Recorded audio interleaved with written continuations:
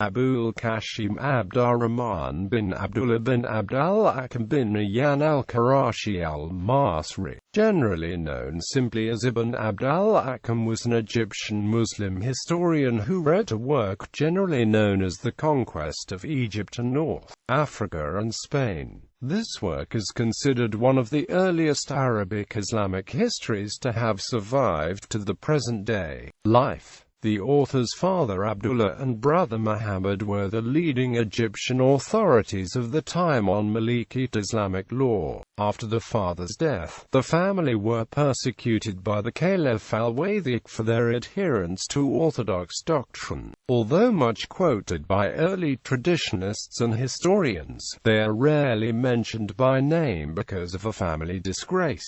In the reign of the Caliph al-Mutawakkil, the historian and his brothers were accused of embezzlement of a deceased estate, imprisoned, and one of the brothers even died under torture. Abd ar-Raḥman ibn Abd al-Hakam was, strictly speaking, a traditionist rather than a pure historian. He was interested mainly in historical incidents which illustrated early Muslim Arab customs which he could use to teach Islamic law. His sources were books compiled by very early traditionists and now lost, and oral sources such as his own father. Works. 4 manuscripts survive of the author's historical work, all of them considered to derive from a single copy originally perhaps made by one of his students. 2 of these are titled simply Fatah Masr, one is titled Fatah Masr wa Akbraha, and one has the fuller title given at the head of this article. A critical edition of the entire Arabic text was published by Charles Torrey, who had earlier translated the North African section into English. A short portion of the work covering only the Muslim conquest of Spain was translated into English by John Harris Jones. The Spanish and North African sections have also been translated into French and Spanish by a number of historians. However, these account for only a small part of the book.